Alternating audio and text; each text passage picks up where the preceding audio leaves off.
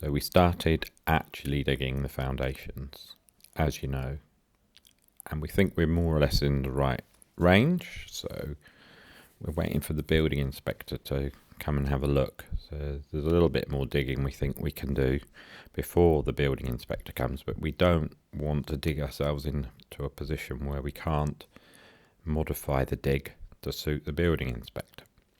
So we're gently scraping a bit of soil out. One of the reasons for going so slowly at this point is the line we're following is fairly easily erased, so I don't want to push soil on top of it near the digger, but I do want to follow it.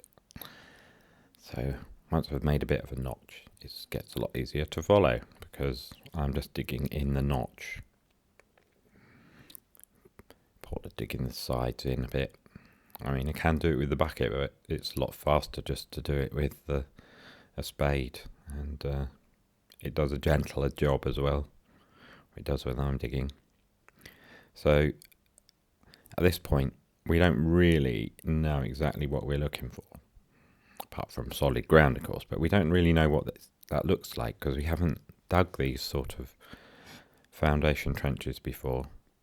So we're just digging down just a little bit, not too long a stretch, so you can easily get the digger back in that position and dig a bit more. I'm having a think about what it looks like and wondering whether we've gone deep enough. Just clean it out, and we think we're kind of onto solid ground here.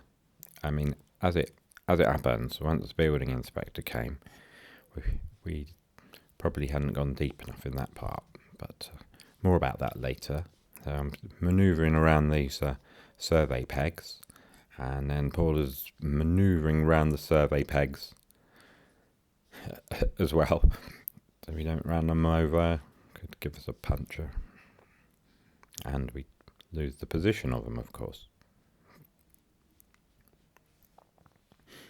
I've got a string line there, and I'm following it with a bit of spray paint, trying to just climb over that line without rubbing it out, adjusting myself so that I'm in a comfortable position where I can see what I'm doing, and I'm in line with that line I've just painted on. Getting out, having a look, see if the digger's square. It's good if it's square, because then when I go backwards on my tracks in a straightforward way, I track along in a straight line.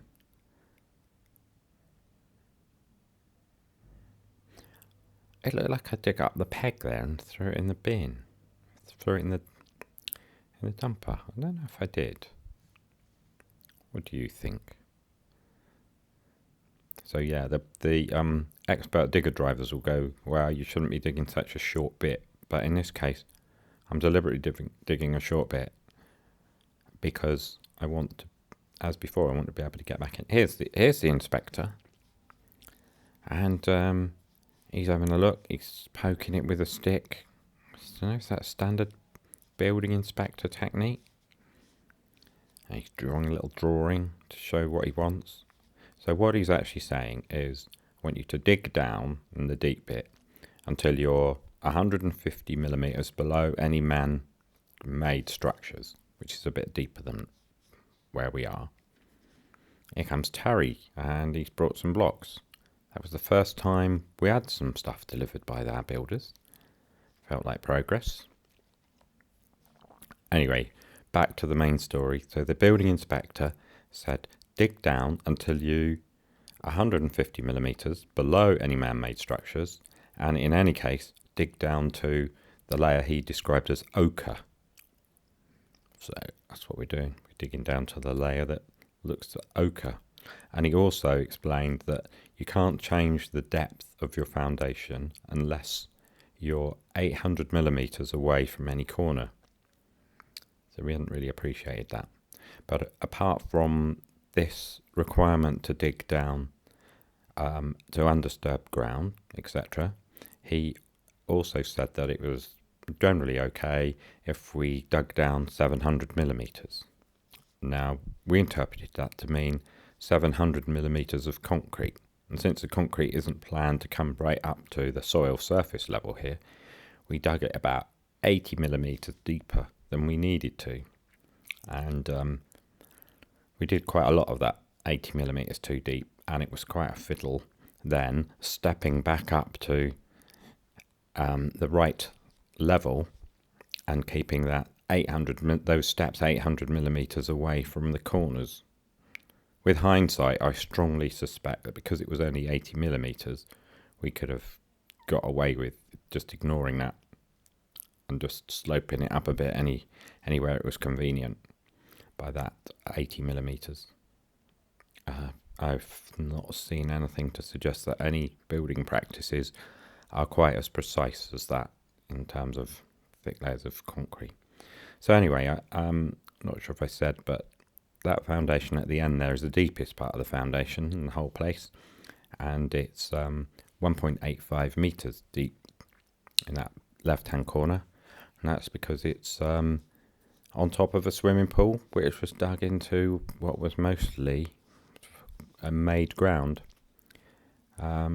With information from soil surveys we had and other digging that we've done subsequently, I suspect that the original geological solid ground is about 1.6 millimetres deep. So the swimming pool was only just dipping into the geological layer, and probably made it easier to dig because it wasn't the original hard soil. Honestly, not sure who did that made ground on the edge of there. It might have been Waller's dad, or it might have been older history than that. So now we're kind of getting into the flow of this and working out how deep we need to go and using our laser and so on. I posted a little video of this on a digger group, sort of asking questions about how do I avoid making all the stones that are in this ground cause the sides of the trench to break away. I've got some very helpful responses, also some critique of my digging method. So yeah, that's what we end up with. That was the end of the day.